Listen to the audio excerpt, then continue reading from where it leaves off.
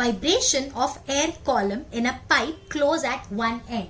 मतलब अगर एक सिलिंड्रिकल ट्यूब है जो एक साइड से बंद है और एक साइड से ओपन है, हमने उसके ऊपर एक ट्यूनिंग फोक रखी है, वाइब्रेटिंग ट्यूनिंग फोक, तो क्या होगा, यहाँ से साउंड प्रोड्यूस होगा, वो यहाँ तक जाएंगे, रिफ्लेक्ट होके वापस आएंगे। तो यहाँ पे जो साउंड गया है और जो वापस आएगा वो सुपर इम्पोज होगा। यहाँ पे क्या फॉर्म होगा, स्टेशनरी वेव्स। हमेशा क्लोज एंड पे नोड फॉर्म होता है और ओपन एंड पे एंटी नोड फॉर्म होता है। ये बिल्कुल स्ट्रिंग की तरह है। फंडामेंटल मोड, फिर उसके बाद higher mode, that is the second mode, उसके बाद और higher mode, that is the third mode, and so on. So this is the first mode of vibration. This is the lowest frequency. इससे कम नहीं हो सकता. So close end पे क्या बनेगा, node, and open end पे anti node. तो ये कुछ इस तरह से form होगा. So here there is one anti node and one node. So the length of the air column L is equals to lambda by 4. तो यहाँ पे हम लिखेंगे length of the air column is lambda by 4. So lambda is 4 into L. Frequency is V by lambda. So frequency is V by 4L, where what is L? It is length of the pipe plus the end correction. So this is the first frequency जो हमारे pipe को पसंद है. The next frequency, that is the second mode or first overtone, यहाँ पे कुछ इस तरह से form होगा. So here we have node and यहाँ पे form हो रहा है anti node and anti node. So here we have two nodes and two anti nodes. तो इसकी length कितनी होगी, तो यहाँ पे आप देख सकते हो ये पूरा नोड के नोड का बीच का distance lambda by 2 and this is lambda by 4. So this will give me 3 lambda by 4. तो यहाँ पे जो frequency और wavelength है that is n1 and wavelength is lambda 1. ये कैसे है वापस सुनो, एंटी नोड से नोड के बीच का डिस्टेंस लैम्बडा बाई 4, वापस लैम्बडा बाई 4, वापस lambda by 4, so 3 lambda by 4. So this will give me 3 lambda 1 by 4. So lambda 1 is equals to 4L by 3. अब फ्रीक्वेंसी का फॉर्मूला लिखते हैं, V by lambda 1. So this will give me 3V by 4L, where what is L?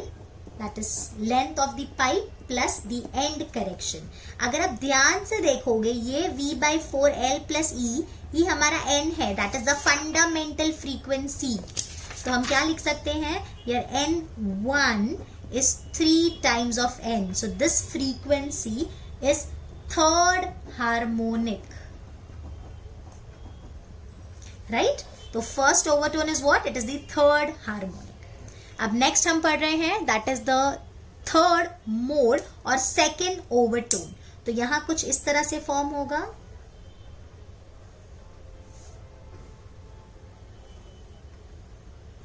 This is node, node and node. So here we have 3 nodes, anti node, anti node, anti node. So here we have 3 nodes and 3 anti node. This is the length of the pipe. कितना होगा, एक anti node से node का बीच का distance lambda by 4, 2 lambda by 4, 3 lambda by 4, 4 lambda by 4 और यहां से यहां तक 5 lambda by 4. So this is 5 lambda 2 by 4, where lambda 2 and n2 is the frequency and wavelength for this mode. So length of the air column L is 5 lambda 2 by 4. So lambda 2 हमको मिल गया 4L by 5. So here N2 will be V by lambda 2. So this will give me 5V by 4L, where L is what? This is the length of the pipe plus the end correction. वापस ध्यान से देखो. This is what? This is our N. So N2 is 5N, means this frequency is 5th harmonic. मतलब यहाँ पे सारे harmonics present नहीं है. यहाँ पे फर्स्ट ओवरटोन सेकेंड हार्मोनिक नहीं होता जैसा स्ट्रेच स्ट्रिंग में था. या first overtone is third harmonic, second overtone is fifth harmonic and so on. So thus for the higher mode हम क्या बोल सकते हैं, कौन से वाइब्रेशंस होंगे. जैसे हमारे पास था N, 3n, 5n, तो क्या होगा फर्दर 7n, 9n, 11n। इसमें सिर्फ और सिर्फ ऑड हार्मोनिक्स प्रेजेंट है, this is not there, only odd harmonics are present. तो इसको अपन कैसे लिखेंगे, pth overtone is 2p + 1 into harmonic. जैसे मैंने आपको थर्ड ओवरटोन बोला, सो 3 × 2 6 + 1 7th हार्मोनिक। मैंने आपको पूछा 10th ओवरटोन, सो 10 × 2 20 + 1 21th हार्मोनिक, ऐसे लिखना है। सो NP is 2p + 1 into n, so NP is 2p + 1 where n is what, V/4 L + E। तो यहां से इस तरह से हम फ्रीक्वेंसी निकाल सकते हैं। Is it clear? Okay.